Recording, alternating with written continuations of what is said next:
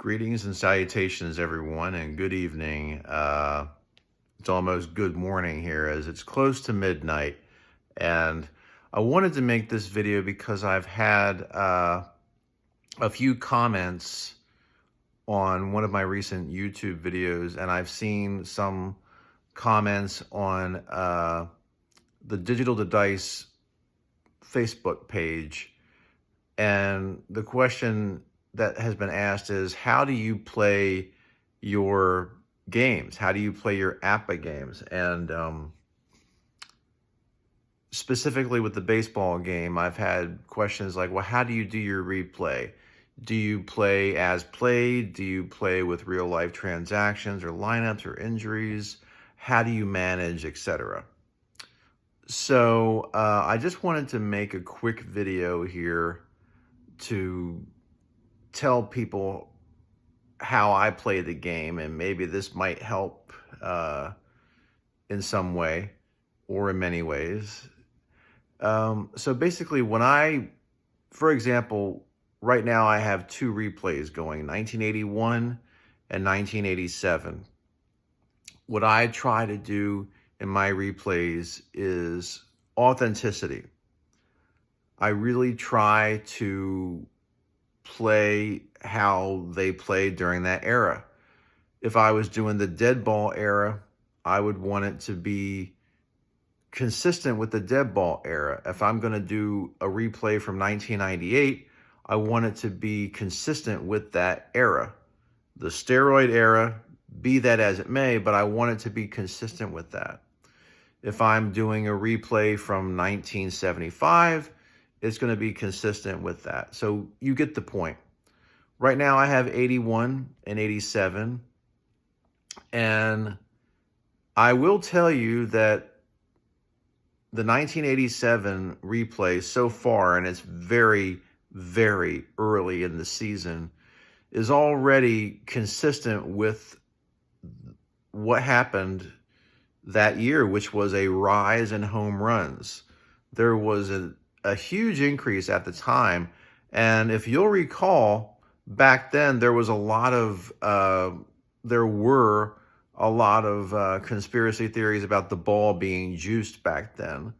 And the players weren't juiced, at least I don't think they were, but back then the ball was considered to be juiced. And then the next year was the exact opposite. 1988 was the antithesis. It was the year of the pitcher, part two, like 1968, 20 years earlier, and pitching really dominated, and we saw offensive numbers go way down the next year.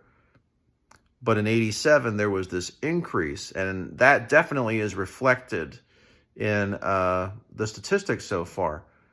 So what I do with my replays, and I was going to say in 1981, there aren't as many home runs. The numbers are down, but it's not the dead ball era, but you don't see as many home runs. The pitching is not as dominant in 81. There were a lot more guys back in 81 who were throwing maybe 200 innings a year and maybe getting 85 strikeouts. You know, guys that won the Cy Young Award, not bad pitchers, but for example, Randy Jones. You know, Randy Jones won the Cy Young in 1976 for the San Diego Padres. A good pitcher, but not a great pitcher. You know, he's not a guy that struck out 200 batters or 250 batters, and he was not that dominant pitcher that we see today or in recent eras, or even going back to 1987 when you had a Roger Clemens or a Dwight Gooden or a Nolan Ryan, etc. So in 81, you don't have that dominant pitching, although you still have some great pitchers, but overall, it's not like that, where in 87, you have more dominant pitchers. So when I do my replay, the one thing like I said, I mentioned is authenticity. I want it to be consistent. So that's why I play with real life transactions, with real life lineups and the real life injuries. So if I have an injury in the game, I disregard it unless I'm playing the 1981 season where there was that break during the strike from June 12th to August the 9th, and there were no games. So when I get to that point in 81, I will count the injuries. Otherwise, I don't count them. I go by the real life injuries, transactions, and lineups because I want it to be consistent with real life. When I am managing in a game and I have to make a pitching change, if, for example, I have a right-handed pitcher, like we'll use Nolan Ryan. Okay, we'll go to 1981 first, and then we'll go to 87. So let me adjust my phone here. So if I'm playing 1981 and I have Nolan Ryan starting, one of the things that I like to do is I like to give the other team a different look. So I'll bring in a left-handed pitcher. I'll go with, say, Joe Sambito in 1981 because I want the other team to see a different look. And back then, you did not have left-handed relief pitchers, the loogies, L-O-O-G-Y, those left-handed pitchers that came in for many years after that would face one batter who was left-handed, and then a right-handed batter would follow. They'd bring in another pitcher. We don't see that now because of the 3-batter minimum rule, which I think is ridiculous. But that's another story for another day. And so back then in 81 and even 87, you had left-handed pitchers that would face righties and lefties, and it didn't matter. And Sambito would come in, maybe pitch an inning or two. And then what I would do after that is I would go with the right-hander again, like Dave Smith or Frank LaCourte. Likewise, if I'm doing 1987, as I just did recently, and I had Ron Darling pitching for the Mets, made a pitching change, I brought in Randy Myers. I messed that up. Jesse Orosco, and then I went with Myers. Orosco I brought in first as a left-handed pitcher, and Randy Myers, that was his first year. Then I went with a right-hander, Doug Sisk, because Roger McDowell was on the DL back then. It was called the DL. And then I brought in Randy Myers to close it out. So that's one of the things that I like to do is I want to give the other team a different look. Now, that doesn't always happen. Sometimes I might say, I've got a setup man here in, let's just say, Michael Jackson. No, not that Michael Jackson. On the Philadelphia Phillies. And then I might bring in Steve Bedrosian if I'm doing 87, for example. So that is not something that I always do, but the majority of the time I like to do that righty-lefty, lefty-righty switch to give the other team a different look. I think that's a good thing. One of the things that Jim Leland, it works for me anyway.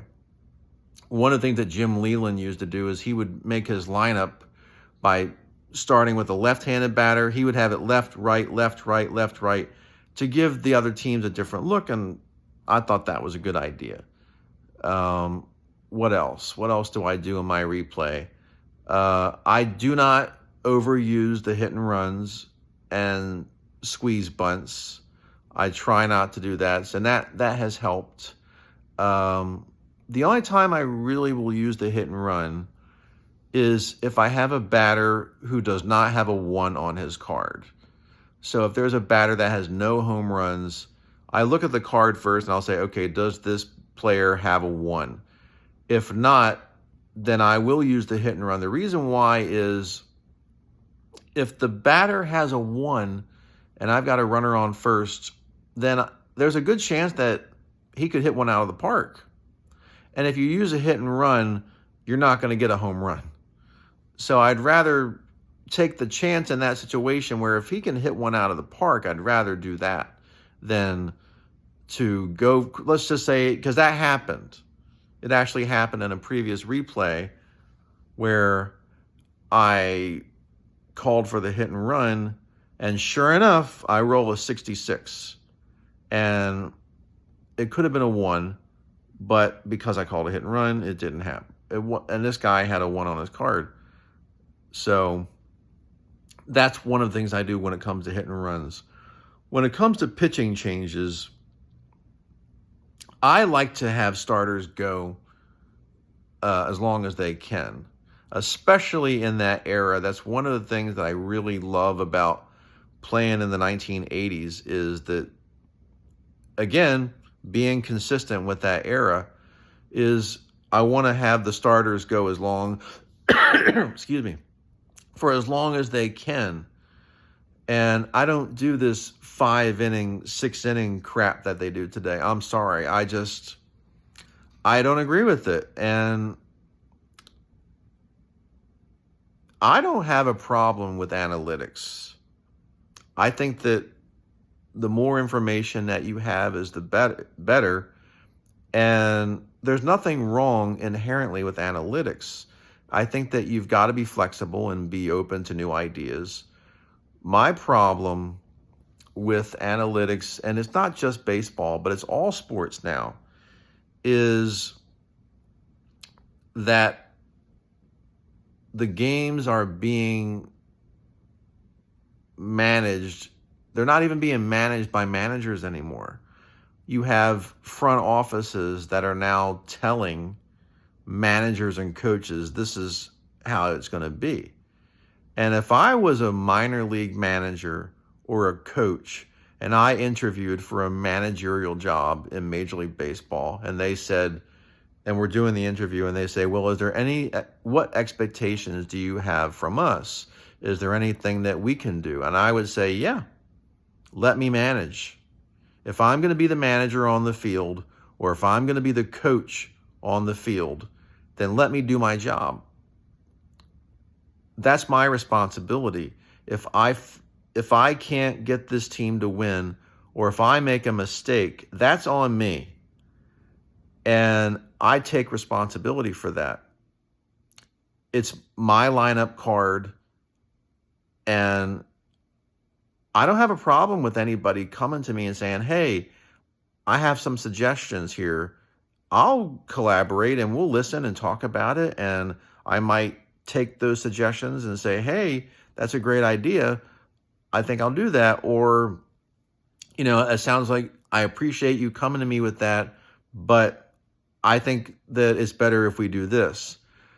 Ultimately, I would tell them, listen, if you want someone who's just going to do what you're told, who's going to do what he's told, or hand me a lineup card and say, here's your lineup for tomorrow, I would tell them, I'd say, listen, I'm not the guy for you.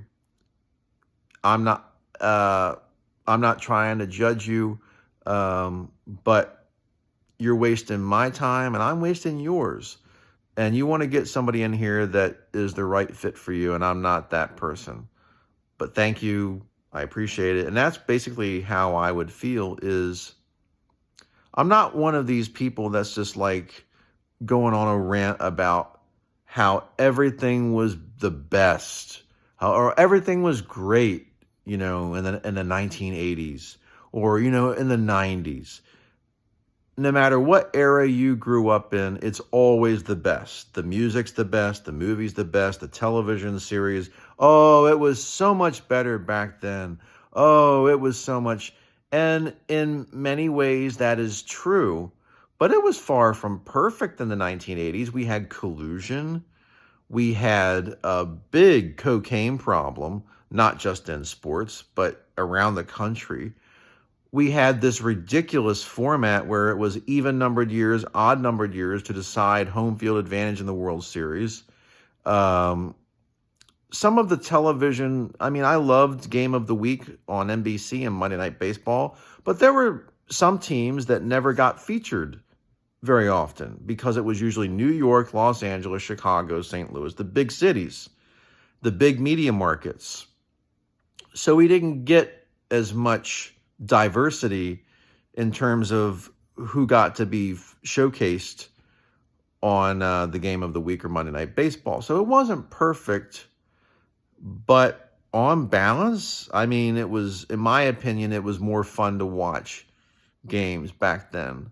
And even in the 90s, with all, the steroid era had a lot of you look back on it now, and I look at 1998, for example. Yes, it definitely is tainted, but I got to tell you, I still have fond memories of 98. And despite what Sosa and McGuire might have been doing behind the scenes, I really believe that their friendship was genuine. And I really enjoyed their relationship and seeing them have so much fun. Uh, like I said, I know it's tainted now, but it did revitalize baseball after the strike in 94. And it saddens me that baseball is not the number one sport in America anymore. It might be the national pastime, but this year, and it actually hurts me to say this, but this is the first year that I really haven't watched baseball. And this is another one of those, another topic for another day things, but I just, it's not the same game that it was. And it's because the changes that Rob Manfred has instituted, and in my opinion, watered it down and namby-pambied it. It's just not this. It's not Major League Baseball. And then you see what's just happened here with the Oakland A's and how that franchise completely alienated. I mean, just you destroyed a fan base. And it's unforgivable, in my opinion. I mean, some people will say, well, franchises move. The Oakland A's, they were in Kansas City. Before that, they were in Philadelphia. And that is true. However, they had their greatest success in Oakland. You had that dynasty in the 1970s that may have gone on to win more championships had free agency not happened. But I'm glad it did happen.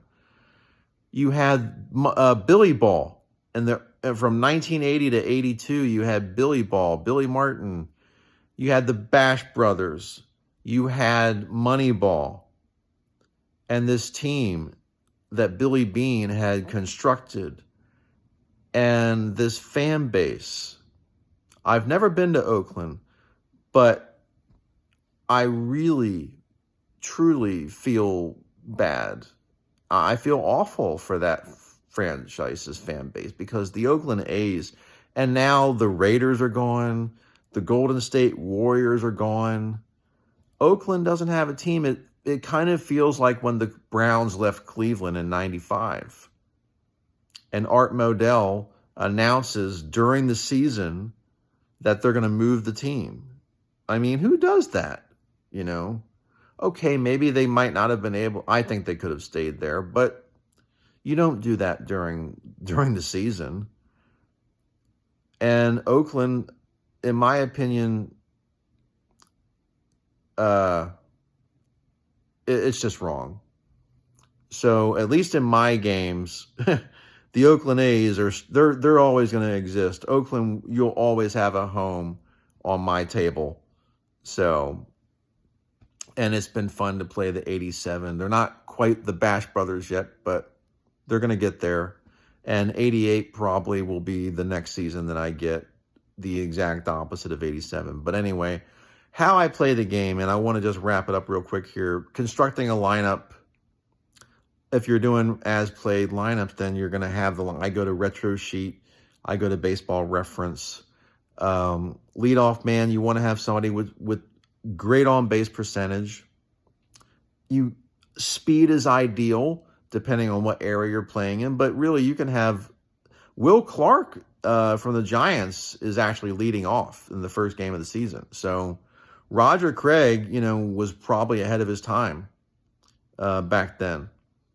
Number 2 hitter in 87 and 81 is often a contact hitter, a guy that can move the runner over, good hit and run guy. Where nowadays, you'll have a good power hitter in the 2 spot. Somebody that can hit the ball out of ballpark, drive in runs. 3-4 hitter. Number 3 is normally your best hitter. 4 is your cleanup hitter. 5 is your next best power hitter. Earl Weaver is a manager who would often put somebody with a little bit more speed in the 5 spot. And then the number 6 hitter may not have as much speed, so that way they would avoid hitting into double plays. And I did a video earlier this year where I talked about how Buck Showalter constructed his lineups, where he worked his way from the bottom. He would put the worst hitters from 9 all the way up to 1. And so that's how you can construct lineups. But if you're doing as played lineups, then you'll go use whatever lineups. And I said this was going to be a quick video, and it never is, because I just begin to speak off the cuff and just can't stop. So I do promise that I will wrap this up soon. So one of the other questions I got was, when you're doing a replay, do you use the same players in the game that the managers did? I started out that way, and then I realized that it's not very realistic for that, depending on what the score is. It's really a case-by-case basis. And the scores, the games that you're playing in your replay, unless it is eerily coincidental, they're not going to be the same. So you're going to manage differently than they did in the real-life games. I do look at the box scores. I try to use the same players, if at all possible. But like I said, if I'm having a right-handed pitcher start, I'll bring a left-hander in to relieve him most of the time. I want to give them a different look. You know how that is. And I'll look at the bench, and again, it's a case-by-case basis. Do I want to have a guy up there who's got a good on-base percentage? Do I need to get somebody on? Or do I need someone that can drive the ball out of the ballpark? So it's a case-by-case basis.